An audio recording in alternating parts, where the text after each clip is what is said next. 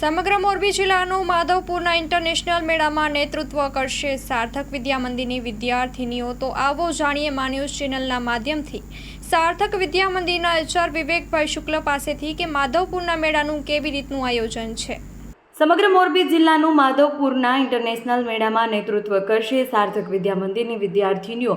તો આવો જાણીએ મા ન્યૂઝ ચેનલના માધ્યમથી સાર્થક વિદ્યા મંદિરના એચઆર વિવેકભાઈ શુક્લ પાસેથી કે માધવપુરના મેળાનું કેવી રીતે આયોજન છે।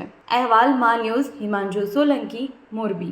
કૃષ્ણાત પરમ કિમપી તત્વમહં ન જાને।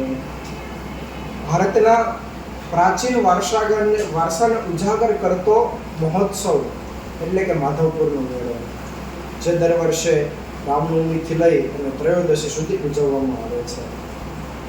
પ્રાચીન પૌરાણિક કથા અનુસાર એવું કહેવાય છે કે વિદર્ભની રાજકુમારી રુક્ષ્મણીજી અને ભગવાન પ્રભુ શ્રી દ્વારકાથી એવા કૃષ્ણ ભગવાન જ્યારે રૂકમણીજીને અન્ય સાથે વિવાહ કરવા પસંદ ન હતા અને એમને પત્ર લખેલો, ત્યારે ભગવાન શ્રી કૃષ્ણ તેમનું હરણ કરી ગરવા ગિરનારની ગોદમાંથી ભવનાથની તળેટીમાંથી એમનું હરણ કરી અને તેઓ જ્યારે લઈ જતા હતા ત્યારે એવું માનવામાં આવે છે કે ભગવાન કૃષ્ણની એવી ઈચ્છા હતી કે તેઓ કોઈ કુંવારી જમીન હોય એ જગ્યાએ એમના વિવાહ કરે, ત્યારે દરિયાએ આપોઆપ દરિયાદેવે એમને જગ્યા આપી દીધી હતી અને તે એમને વિવાહ કર્યા હતા, જેનો સમય રામનવમીથી લઈ અને ત્રયોદશી સુધીનો છે।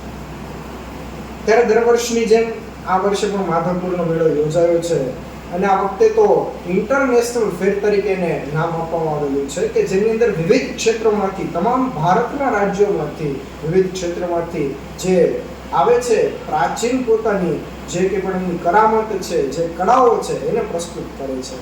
ત્યારે આ તકે મોરબી, સમગ્ર મોરબી જિલ્લા માટે તેમજ સાર્થક વિદ્યા મંદિર માટે ગૌરવની બાબત છે કે સાર્થક વિદ્યા મંદિરની 16 જેટલી વિદ્યાર્થીની બહેનો જેમની કોરિયોગ્રાફી કરી છે રવિરાજ ગુરુજીએ અને શાળાના માર્ગદર્શન હેઠળ કિશોર ગુરુજીના માર્ગદર્શન હેઠળ આ વિદ્યાર્થીઓને મોકો મળ્યો છે કે આ ઇન્ટરનેશનલ મહોત્સવની અંદર તેઓ પોતાનો ભાગ ભજવે અને એમના કલાના જે કામણ છે એ પાથરે। ત્યારે આજે ડીવાયડીઓ જે હિરલબેન વ્યાસ છે એમને પણ એક સરસ મજાની આ તક આપી છે। અત્રે તમામ વ્યક્તિઓ માટે આ ગૌરવની લાગણી અનુભવીએ છીએ કે સાર્થક વિદ્યા મંદિરની જે 16 દીકરીઓ છે એ સમગ્ર મોરબી જિલ્લાનું નેતૃત્વ કરશે।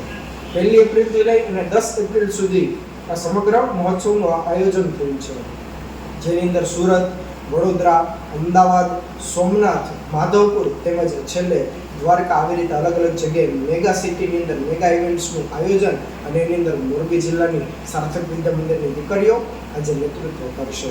આ બાબતે ગૌરવની લાગણી અનુભવીએ છીએ। અસ્તુ હરિઓમ।